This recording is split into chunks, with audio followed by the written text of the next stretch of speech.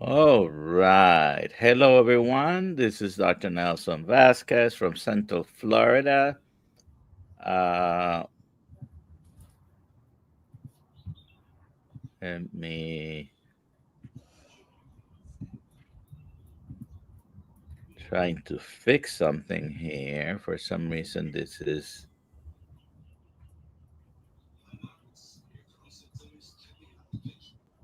all right. So we're not streaming to a few of the platforms that we normally stream. And let's go live. Sorry about that. Technical difficulties. So it's 3 p.m., 3:03 now on the 2nd of October, 2025. Wow, three-quarters of the year already gone, huh? And I'm coming to you from Central Florida. Please put in the chat where you're watching from. And today we're going to give something away. Now, what we're giving away is going to be a Dr. Nelson hat, which I don't have the actual product in my hands, but it's going to be something identical to this. However, it's going to have embroidered on the back, uh, Dr. Nelson and Kills Health. As soon as I receive it, I will see it for the first time, but uh, we're going to give one away today. Hashtag KMT. And we're going to give a black one. We have them in black and gray, and at some point we'll be together with the t-shirts that we have as well. All right. So today we have Katie Zarko, who's going to be talking to us for a little bit. And I understand that you are in Hawaii. Yes, on Oahu. Okay. So it's 9 a.m. for you? Yep, Oh, 9:05 a.m. okay. Well, welcome. I know a couple of people who lived a long time in Hawaii, and I was born and raised in Puerto Rico, where for many years was the only place on earth that the coqui, the coqui frog, Oh, Koki frogs. sang. Mm-hmm. The coqui did not. It could be imported, brought to the United States or to any other part of the world, and it would not sing. Oh, However, really? yes, and in Puerto Rico, we love the coquis. Like you go on any night anywhere in Puerto Rico, instead of crickets, what you're hearing is the coquis singing. However, I understand that through the years, because there has been a lot of migration. If you know about the history of Hawaii and Puerto Rico, there has been a lot of migration from Puerto Rico to Hawaii because the climates are identical. Mm-hmm. And in 1898, we had a very bad hurricane in Puerto Rico that devastated the island. And a lot of people from Puerto Rico moved. That was probably the biggest wave. They moved to Hawaii. So there has been traffic between the two islands, or yeah, multiple islands in both places. And somehow transporting plants, this little frog that sings, Mm-hmm. got to Hawaii, and it sings in Hawaii. Mm-hmm. Okay. Hawaiians hate it, and we love it. I don't I know don't if you, I don't hate the Koki frog. We don't have that on Oahu though. It's only on the Big Island. So if you know, Hawaii has 8 islands, and the Koki frog yeah, is really just it's just on the Big Island. So when we venture over there, it's kind of part of the experience. Is like, oh, there's that sound. There's that quintessential Big Island sound. Yeah. And it's to us, it's all almost a symbol. As a Yeah. matter of fact, I have a shirt that someone sent me from the Kilsmati tribe, and I don't know if it's here right now, but it says diabetes is reversible, Mm-hmm. and I believe it has a little cookie. Anyways, just That's so cute. uh, so when I read the first time an article about the government trying to exterminate the coquille, Mm, it was hurtful. yeah. The local government, not the United States government, but Yeah. anyways, We'll see about that. That would be quite the feat. well, this was already many years ago. They Okay. tried, it hasn't happened. Yeah. They're very prolific. They're very small, Mhm. difficult to get rid of. Anyways, Yeah. Yeah. Well, to me, that's what makes the Big Island special. So yeah. I don't mind it. All right. So as I mentioned, hashtag KMT for a Dr. Nelson hat is going to be a black one this time. And please put it in the chat. Uh, so, Katie, uh, go ahead and tell us about you, who you are, and about your story with carnivore. I also understand you are a therapist, right? Yes, I'm a marriage and family therapist. Plenty of stories that you cannot tell there, I bet. Exactly. Yep, all confidential. Yeah. Is there anything else you want me to cover? No, Just no, kind of who I go am and ahead. how I got here? Anything you want to say after that, it's fair game. Okay. Okay, well, I've done this a couple times now. So I think it comes out a little differently every time, which is good. It's like kind of gets the wheels spinning, and I think about, how I should kind of go through the timeline. And it's quite healing in its own right. But I think to start with what brought me to carnivore, I was in chronic pain, which at 42 years old, I wasn't willing to accept. I guess I've always been really mobile throughout my life. I come from a family of musicians, and I never picked up on an instrument. I tried all of them, and so I really used my body as my instrument. So I was very athletic. I played lots of individual sports and snowboarding and wakeboarding and water skiing and running, and that was just kind of my thing. So to hit 42 and be more or less what I thought was an image of health, because I was also vegan for 5 years and vegetarian on and off all my life, I couldn't accept nor comprehend how my body was shutting down. What was the source of pain? I had an old yoga injury from my tailbone that would act up in sort of a sciatic flare every now and again.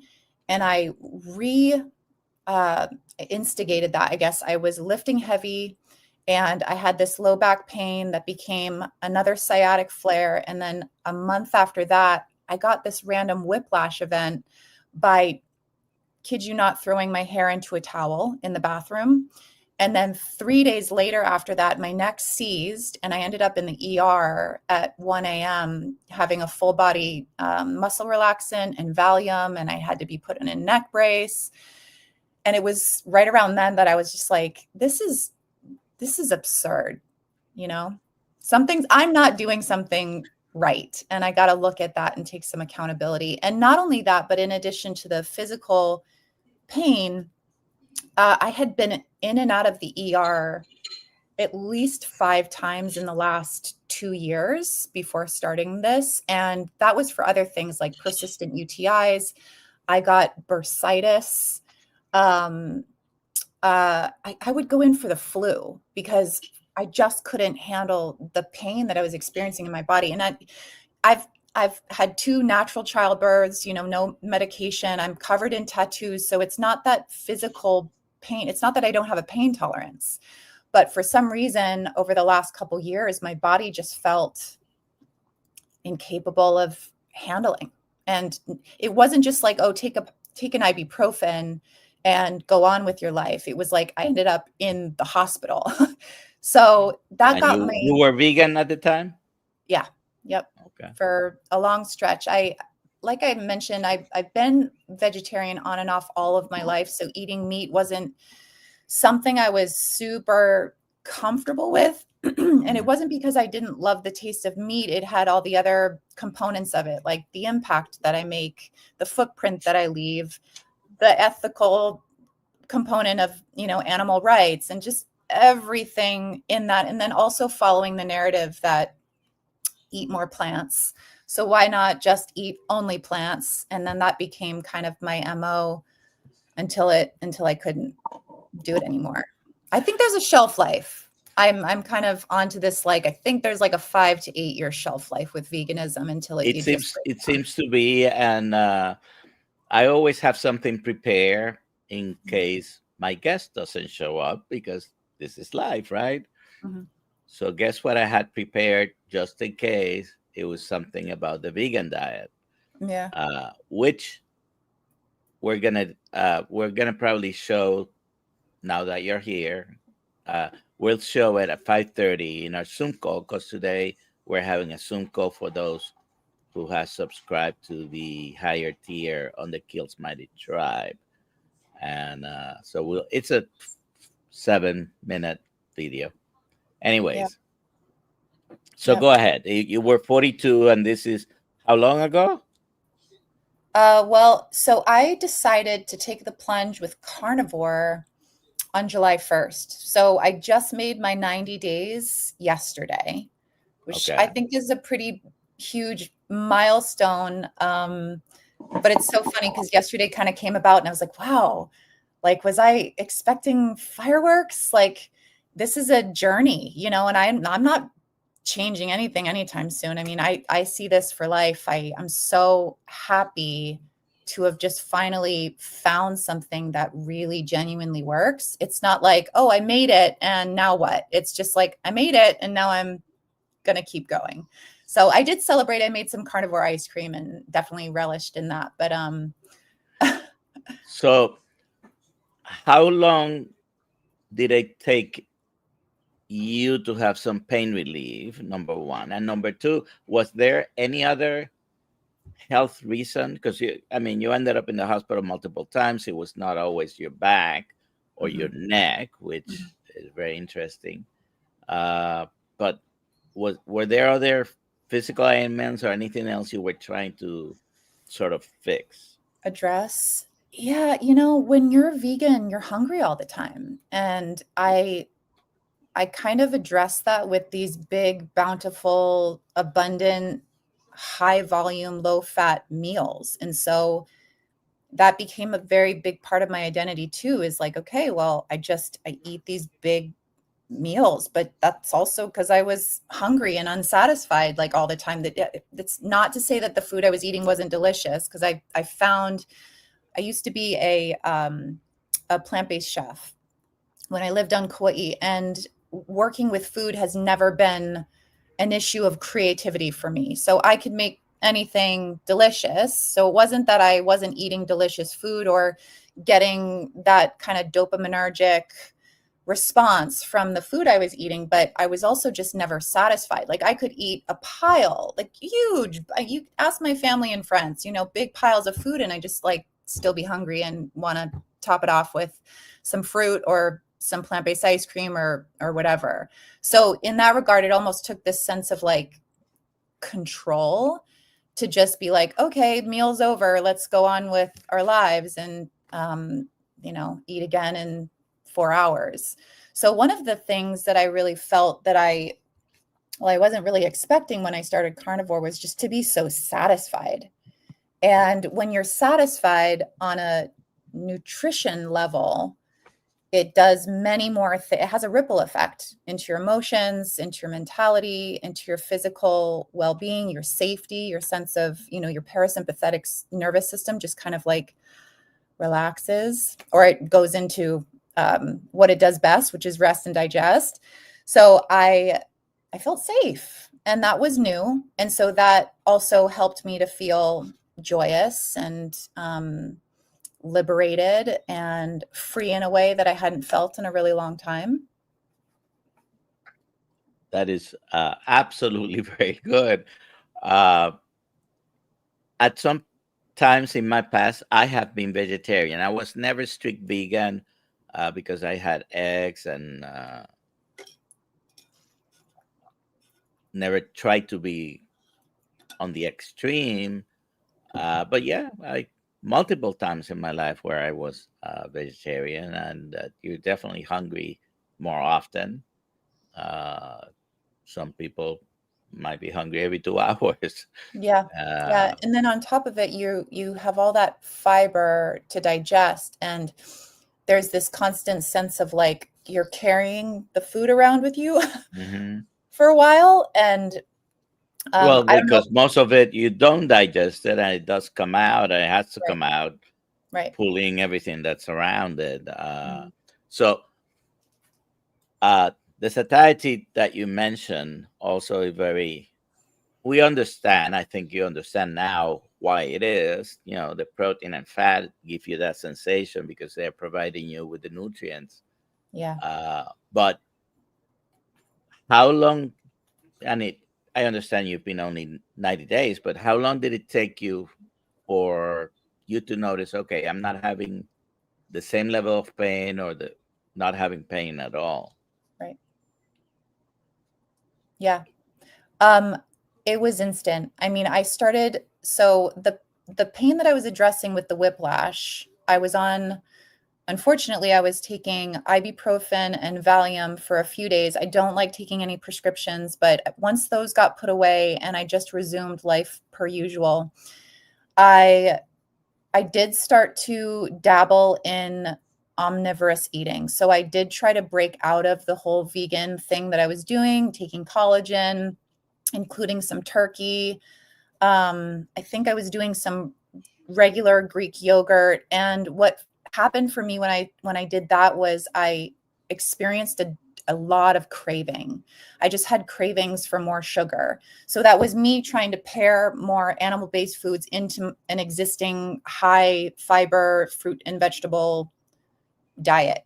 And when I realized that that was going to lead me to a place of either I haven't drank for 2 years. I wasn't an alcoholic, but I gave up alcohol 2 years ago. And when I was starting to be like, well, since we're doing this again, let's just throw in the towel and have a glass of wine and eat some dessert and let's go out and have that special thing. And it wasn't that I don't allow myself indulgences, but it didn't feel right to have my body be led by craving. And I also work with a lot of addiction in my private practice. So, understanding the neural wiring in our, brain seeking pleasure and avoiding pain and conserving energy. And that wasn't lost on me. So when I started carnivore a few weeks later, that was to resolve the craving part. And I had been more or less out of physical pain, but still kind of reserved about like, how should I move my body? Should I lift heavy? And I think at that point I was just walking. And once I started carnivore, I mean, it was instant. I just felt nourished in a way and energized. And maybe it was, I don't know, I think a bunch of our neurochemicals start to fire and wire and take new pathways and we start to feel good again. And I was out and running the same week. I was going for long walks, and then those long walks became jogs, and then I just resumed my exercise routine. And I know that a lot of people who start carnivore go through that keto flu almost immediately. It can be pretty severe. We have to bolster with electrolytes and might even need to supplement, and the dips are real and the cravings hit. But I don't know. I certainly don't think I'm some kind of unicorn here, but like I had the opposite effect. I just felt boundless. Yeah, I've never experienced a keto flu myself, and I have done a keto diet on and off for probably as far back as 30 some years ago. As a matter of fact, pretty sure about 33 to 35. Never, I always use it just as a temporary measure to lose some weight. Uh, Mhm, this has been me for the past more or less 40 years.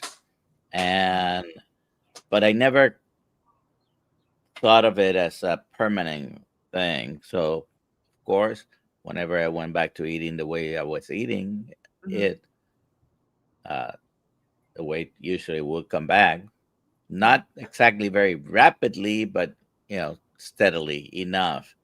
Mhm, And with the pain, by the way, I had back surgery. I had chronic back problems since I was 17 when I herniated disc jogging.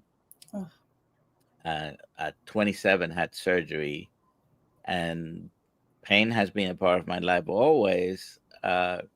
And now I may get some pain and soreness when I exercise, uh, and sometimes in the morning getting up, mhm, you know, you some soreness that doesn't last more than a few minutes, but otherwise, no pain. Plantar fasciitis for mm, almost 40 years, 35 at least, gone. I yeah, didn't even realize when it went away because when you don't have pain, you don't pay attention to it, right? exactly. And also on the third day, 34th day, I was so satiated. When I woke up, I knew I wasn't going to eat that day. And today, Mm, by the way, it's a similar day. This morning, I thought, let me make some eggs. Or wait a second, I'm not really hungry. So amazing. a few times during the day, I had the thought, maybe I should. No, but I really am not hungry, so I'm not gonna Yeah. necessarily go and eat just because. Uh, So you make fasting a regular part of your program? I usually eat once a day. How many times a day do you eat? So I take on a little different approach. I've experimented a lot, but I think what works for me is I eat 3 meals a day. I just kind of I use Carb Manager right now just as I'm doing a little experiment and spreading my meals throughout, so breakfast, lunch, and dinner, and they're just so that I can make sure that I get adequate calories. That was kind of an interesting learning curve for me. I was either getting like 5,000 calories or I was getting 1,000 calories. And so I just wanted to make sure that I was getting enough to support my metabolism and not find myself like 30 pounds heavier and then having to lose the weight because I had, kind of lost track. So I am tracking right now. I know that that's not inherent in nature, but it's something that as a woman, I find important in my journey, especially as I kind of reestablish trust in my body again. I don't I don't plan on leaning on that forever, but fasting for me is just it's tricky. I'm not quite dabbling in that yet, and I don't know if I will. I've done some fat fasting. I did the sardine thing for a day and it was a little too low in calories for me. So I like to navigate. I certainly don't judge anybody who does fast. I think it's incredible. I mean, I don't know if it's something I aspire to, but I'm like definitely get the wow factor from me for people who like yourself or Dr. Kiltz and does the week long fasting. Like it's it's amazing what So the body can do. there is no wrong way. There's no wrong way, and some people need to eat 3 times a day. Mhm. Some people, after you've been doing this for 90 days, Right. and maybe at some point you might feel, well, maybe I can split the amount of food between 2 meals. Mhm. Just if you naturally get there, that's fine. If you continue to eat uh, 3 times a day, I don't think there's any wrong way. Yeah. Uh, Many people for certain things, because I always look at what metabolic dysfunction you have, Right. and then the strength of the diet basically has to be parallel to the amount of problems that you have. I do a lot better with once a day. Number one, because I had developed some gastroparesis, Mm, uh, and I just feel better when mhm. I can eat twice a day if I wanted to right now, but I feel better when I only eat once a day. Yeah. But I do try to eat enough food.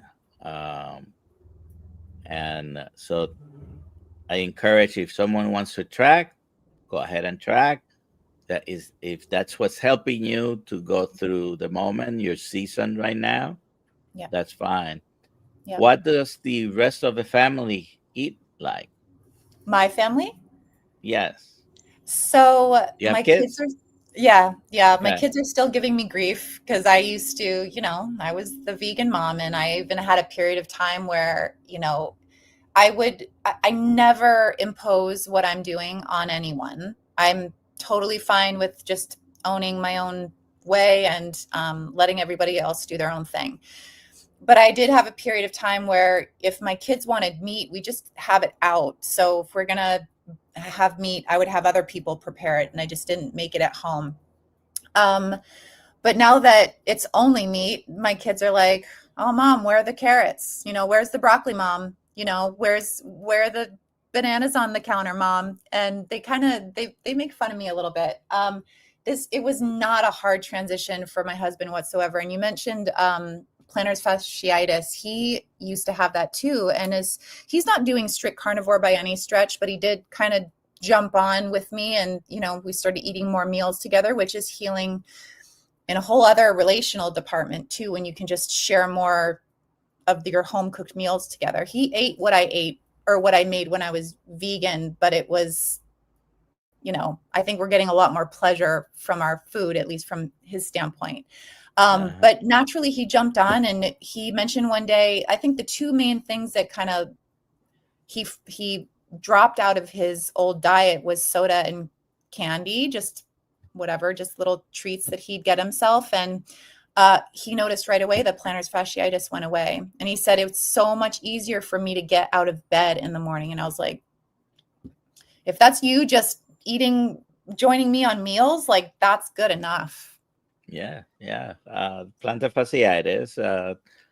If anyone here hasn't had it, very typically it's what I call a pathognomonic sign, meaning you can almost say that's the only diagnosis you have.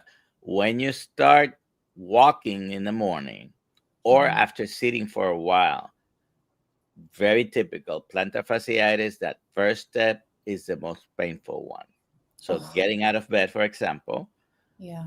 would be, you would have more pain at that moment than at any other point, in a singular point during the day usually, unless you had been resting for a while. So anytime you rested, you would think, because we tell people, well, if it hurts, rested, right?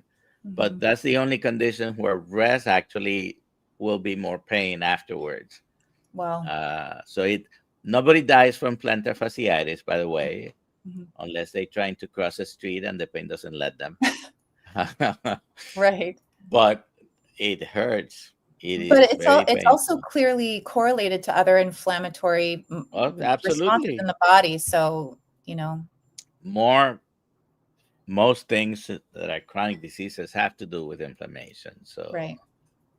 anyway, so you mentioned your kids mentioning the veggies, but Mhm. part of what they're doing is kind of teasing you. Oh yeah. Uh, but what are they eating like right now? What do you? So, great question. I stopped buying fruits and vegetables unless they ask me for frozen strawberries or frozen fruit. We live in Hawaii, obviously, so we can get fresh fruit year round. But they don't ask me for it anymore. So if they do, I'll usually buy some frozen fruit and leave it in the freezer. I don't buy veggies anymore, so that's not a part of at least the protocol. I took my son to Whole Foods one afternoon to get some things, and he made a salad for himself in the salad bar, and I didn't stand between him and that.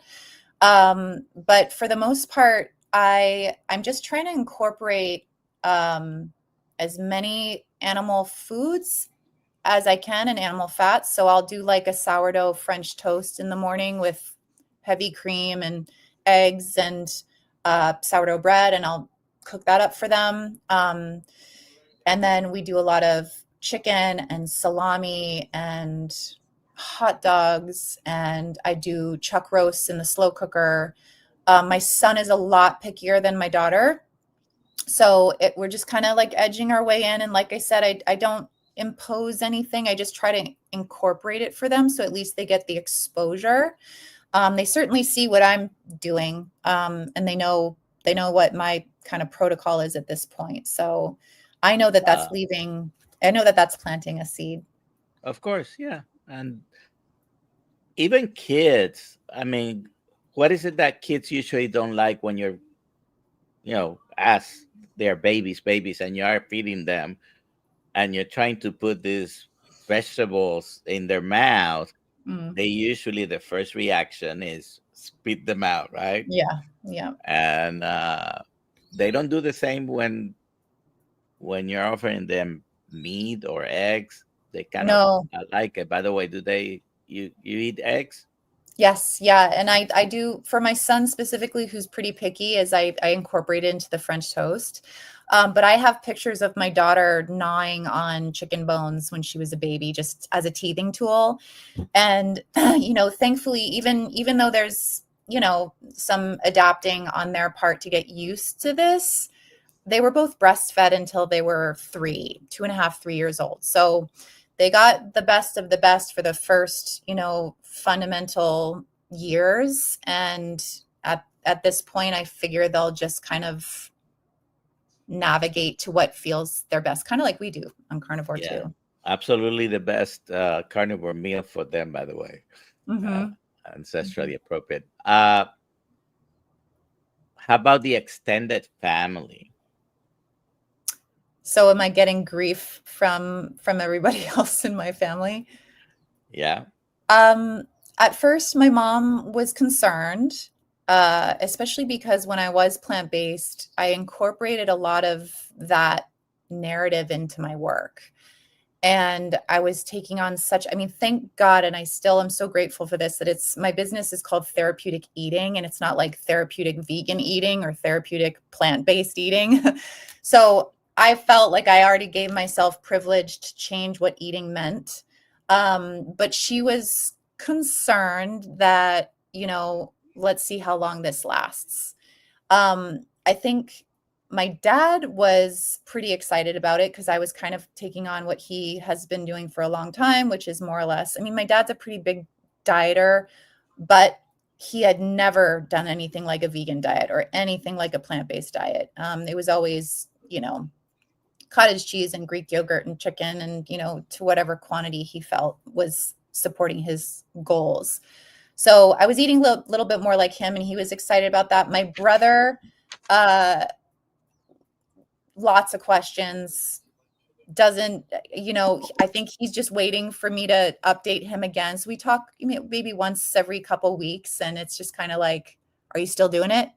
Are you still doing that meat thing? And, so far it's just been, yeah, and it's great. And I'm not, thankfully, I'm not getting any pushback. Like, no one's arguing with me, but because I'm not a stranger to doing extreme things, I think they're just kind of like, okay, there's Katie just doing the extreme thing again, and we'll see what changes next. So I'm When okay with you were vegan, though, were you actually, because there, I think you could actually do a vegan or vegetarian diet, and if you're r- really strict and then you supplement, I mean, you have to become a master at nutrition because you need to know what you're lacking. You're not going to that. get, Yeah, it doesn't matter how many flaxseed oil you have, you're not going to get the omega 3s. right. Uh, the best sources of B12 and multiple other vitamins is animal based. So, Yeah, but if you learn to supplement those things, you might be able to last longer than just 5 to 8 years. And right. but still, I mean, I have a friend I've mentioned already a couple of times this past week, but she was vegan for a long time. We're not talking about, I mean, a very long time. Yeah. Like, I met her 30 years ago, and she was vegan up until I think a year or two ago. Now Wow. she developed multiple sclerosis. Oh my gosh, that's so So unfortunate. I've had many people here with multiple sclerosis with Mhm. no symptoms and basically no medication anymore, Mhm. because on a carnivore diet they have been able to reverse the symptoms, Yeah. if not cure the disease. So I wanted to send her a couple of the YouTube videos, and I finally talked to her, and she tells me, "Oh, well, I did try to get in touch with her, and then I found out that she was eating meat again, or for the first time in a very long time." Mhm. Well, she is carnivore. It was her husband who started it. 1 year she's been carnivore, and her last MRI didn't show anything. Yeah, I believe it. I'm To such the, a believer. yeah, to the point that her neurologist told her, "Oh, you were misdiagnosed," Mm. because she's in a new area with a new neurologist. But she had all her medical records, and when the doctor saw the actual previous MRIs, then he said, "Oh no, I mean, you did have multiple sclerosis. Right now, there is no traces of it, Yep. uh, and she's still dealing with some adaptation Mhm. even after a year. Yep. Uh, but the multiple sclerosis symptoms are gone." Yeah.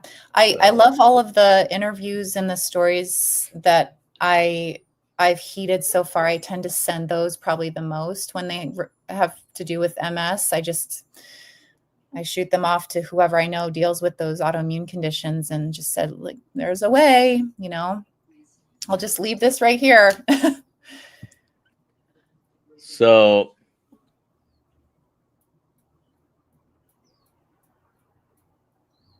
when you decided, you mentioned 90 days, and were you thinking, I'm going to do this only for a limited amount of time, or? No. No, I think that's part of maybe being somewhat of an extremist is that when I do something, I go all in and I'm committed and I think, well, this is kind of who I am right now and I don't see that changing. So, you know, that was also how I was with veganism. I thought very much that that was who I was going to be forever, and I think I kind of pay homage to that mentality in a sense because if I hadn't been so extreme, my body might not have broken down so quickly, and then I wouldn't end up here today. So when I started carnivore, and not only that, but just like started to feel so much better, I can't imagine. I mean, some people want to use it as a cleanse or as a healing or a cleansing protocol so that they can eventually include plant foods in their lives again. And like, even as a veteran vegan chef and making plants my MO, like I have no interest. I have no interest in fruits and veggies again, or trying to figure out a way to incorporate them. And I totally respect people's desire to, I don't know, to rework things back into their life. But I don't know if you ever recommend Sally Norton's book, The Toxic Superfoods.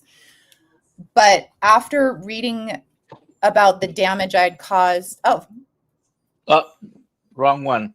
but there it is. Yeah.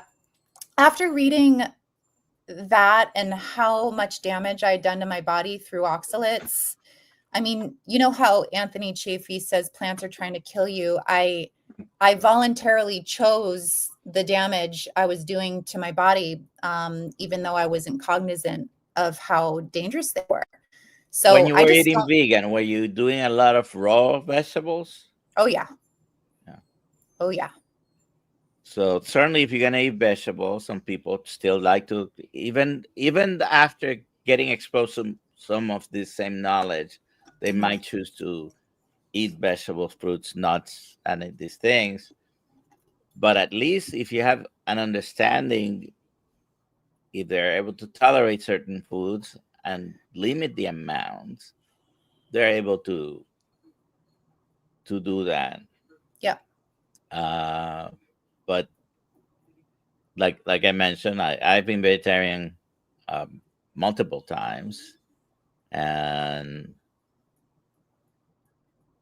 I used to eat a lot of the fake veggie meat Mm-hmm. uh, since I was growing up, uh, which I think was part of the reason I probably got a little encounter with the C word, which is so far so good, Right. cleared up.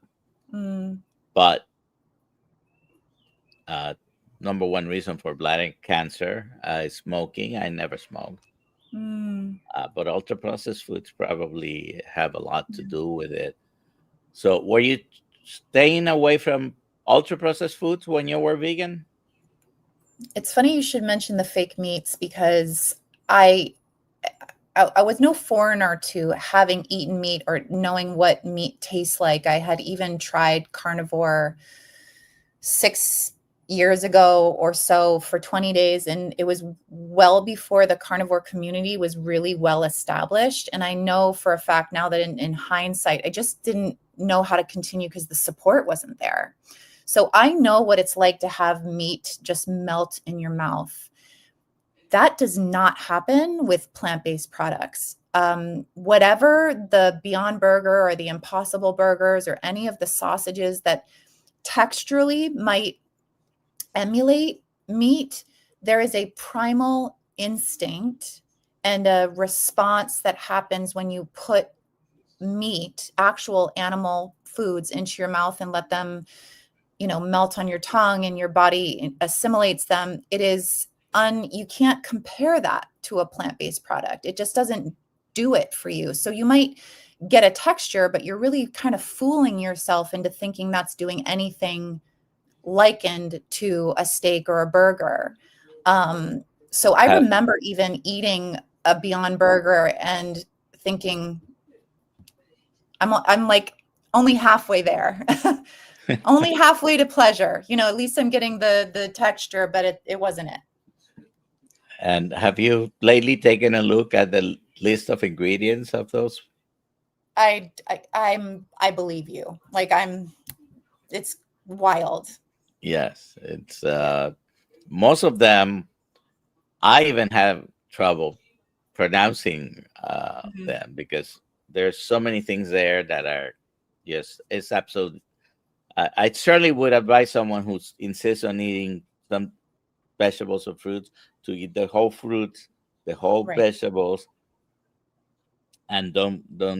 It's just as bad ultra processed food as anything else, whether it's loaded or not with sugar.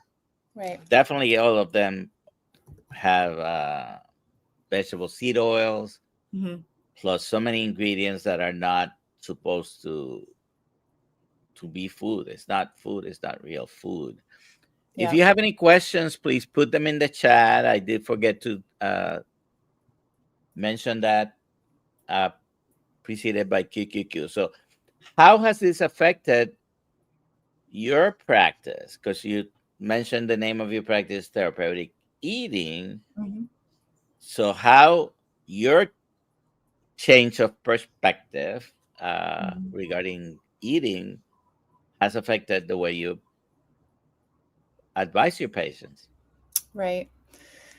So I started therapeutic eating with the intention of fusing foundational self care and nutrition into the clinical practice of, I am your clinical cushion. You can come in and cry to me and vent to me and unravel with me, and I will be that safe space for you. And I'll give you some tips, tools, and strategies that you can use in your life between the time that we see each other. Right. And so when my patients or my clients come to me, they know that that they can ask for direction in that regard. There came a point where I just didn't even I don't know if it was subconscious, but I just wasn't even talking about food and lifestyle. We talk about self-care practices like getting adequate rest and hydration and vitamin D, but it wasn't like you should really go eat some more fruits and vegetables and see how you fare. I didn't even provide that for my clients at a certain point. Now that I'm carnivore and I'm experiencing all of these benefits myself personally, if a client comes to me and one, they want specifically lifestyle direction on what to do on a daily basis, this will be the very first thing that we talk about. But also, if a client comes to me and says, I have done everything, I'm at my end, I've done all the things, I do all the practices, I show up in all the ways, and I'm still depressed and I'm still anxious and I'm on the verge of either a divorce or antidepressants, this is also the place that I insert carnivore, because it is that level of empowerment that I see people are missing. Because when we feel great in our bodies, it's obviously not just a physical thing, it's a mental and emotional thing. And then that leads the way into more mental clarity that makes the next best decision. So I have watched a handful of my clients at this point, even couples who have implemented a keto carnivore-ish approach into their marriage. And I kid you not, and I've said it to them, they're touching shoulder to shoulder, their hands are on each other's legs during session. I mean, we're doing virtual sessions. They're noticeably closer. They're making more eye contact. I just think it's the most beautiful thing that I've ever witnessed in my life. And so it is that just because they're eating more meat or more animal fat or eating less carbohydrates or eliminating processed foods? Who's to say? I'm not conducting research over here, but I am absolutely watching it unfold before my eyes, and it's great. Well, the past few years, we've had, it's been now about 3 years, Dr. Christopher Palmer, I think, it was about 3 years ago, his book came out. Mhm. And then about 2 years ago, Dr. Georgia Eads, both Harvard psychiatrists. Have you read any of their books? I follow both of them. Okay. Absolutely adore the conversation around mitochondria. And then the Change Your Diet, Change Your Mind book, I have Yes. right next to my bed. Yeah, I'm reading All that right. right now. So how has that, and obviously they're not the only ones. There is a kind of a ton of research going on in the past few years, which is not a surprise to me when you stop and think about, we knew over 100 years ago that epilepsy, Yeah. epileptic seizures would improve with ketogenic diets, and epilepsy is basically a short circuit in some part of the brain. Why wouldn't we think anything brain related improves? Yeah. And of course, it does. So hopefully more things will come out. But obviously, if you're a therapist, you are dealing with patients that have anxiety, depression, bipolar, Yep. hallucinatory problems, schizophrenia. And I have seen, of course, read anecdotes and the studies where all those things are getting better Yeah. with a ketogenic diet. Mm-hmm. Yeah, it's So, irrefutable. I love nutritional psychiatry. I think it's absolutely been that's where I'm just like, I don't know how we continue the argument that plant-based diets are healing. You know, when all of that information is out there and the books have been written and the doctors are it's not just an influential or group of people out on the internet. These are legitimate doctors speaking praises and watching their patients get better. unfortunately, some people, because I, for the past few years, uh, I've recommended to patients whenever we talk. I mean, anxiety and depression are, I don't want to minimize them, but they're the run of the mill probably in a practice like yours. Yeah. And me as a family physician, it was like everybody had some of that. Yep. So recommending the diet change not is not always accepted well in the they might not believe it or Yeah. not willing to put into practice. Yeah. Have you had any feedback? Not yet. I haven't gotten a lot of pushback. I think when my clients know that this is something I also do in my life, I know that they're seeking services or help or support from me, knowing I walk my talk. So I thankfully, I mean, I certainly have people who still have a deep attachment to their lifestyle or a deep attachment to their substances of choice, whether they're addicts. And that's just something we have to dabble with. I have a lot of people who might try carnivore but still have a drink, and it's not until then that you realize, oh, it's really the alcohol that's not working for me.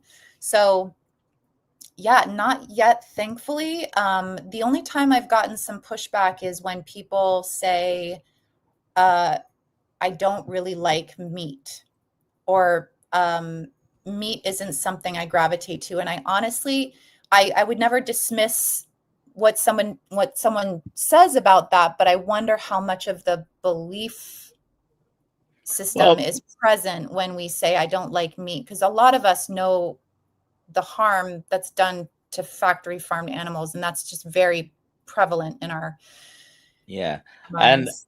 most of the time when someone says that, Mhm. it's been because they have grown or been for many years used to not eating the meat. So now it's a shock to the system. Yeah. Also, of course, there are the ethical reasons for the mistreatment of animals. However, of course, the ethical reasons vary.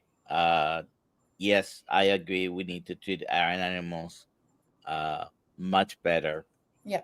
honor them eventually. Um, but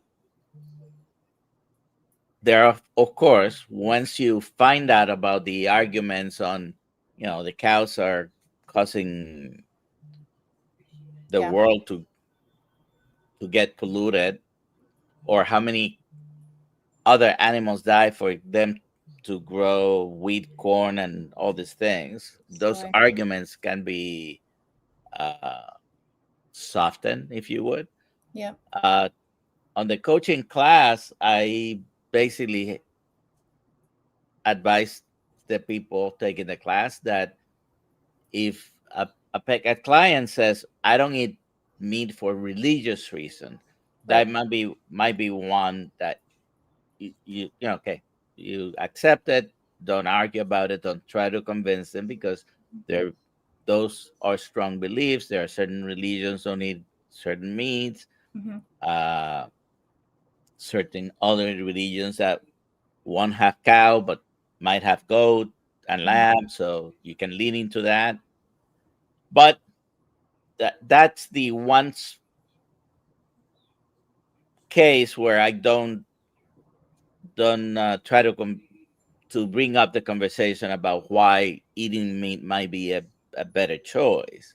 Right. But besides that, if the person is willing to talk about it, then we can talk about it. Yeah. Uh, Yeah. so, I honestly think it's definitely most people, it's not our places to impose our lifestyle choices. mhm. But I really do believe that how we engage in life and our physical posture and our stature, even, and how we take on life, can be so inspiring to people that you don't even really need to say much. Are you healthy? Are you happy? Are you smiling most of the time? Are you getting stuff done? Are you, conducting a cohesive family? Like, those things speak for themselves. And it takes a healthy person to do those things. And if you're healthy because of what you're putting into your body, then kind of speaks for itself. Lead All lead by right. example. So, do you have any social media presence? So I do use Instagram. I'm therapeutic eating across platforms. That's just me, Katie Zarko, therapeutic eating. I really, for now, I'm just on Instagram and YouTube. I started, when I actually started carnivore on July 1st, I took a break from Instagram and just kind of honed in on YouTube to, I don't know, re-identify, redefine myself, and but still have an outlet. Um, but yeah, those are the two places that I hang out on socially. All right. So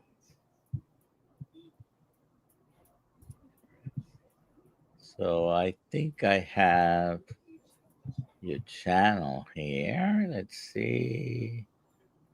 I try to include as much fun food based things just because I'm typically playing in the kitchen. So I'll put up recipes as I can, what I'm eating in a day kind of stuff. All right. So this is Katie's YouTube channel, Yep. and you can go there. And do you have the links for the other platforms there or not? Oh yeah, my website and Instagram I think are on there too. Yep. Yep, I see it. Yeah. All right. Mm. So therapeutic eating.com, and across the different platforms is the same, Yep. therapeutic eating. And all right. So if everybody put K hashtag KMT, if you didn't, you'll have a few more seconds to do that. And we're going to give away a black Kills Health and Dr. Nelson hat. We're going to have those at Hack Your Health. If they last until there, only have a limited number. So thank you, Sharon, Pam, Shannon, Sandy, uh, Bill, Judy, Anthony, Papa Carnivore, Larry, and everybody that's been here. I see Bill Nutt from Alaska here. I guess, are you in a similar time zone as Alaska or not? Nope. You're 2 more hours So I'm than. 6 hours. Yeah, I think they would at least be 3 or 3 hours. I think 4 hours on the more coast. I Yeah. don't know, maybe, but it's more than three. Yeah. Okay. Uh, so thank you everybody for being here. I am going to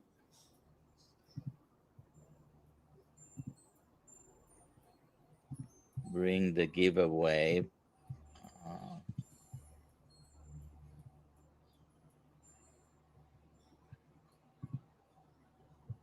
all right.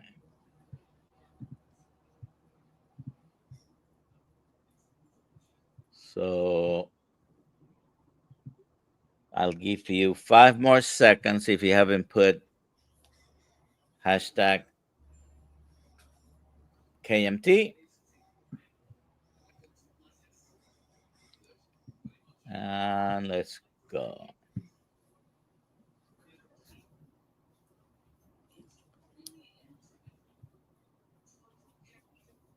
Not No slow. slow. Oh, interesting.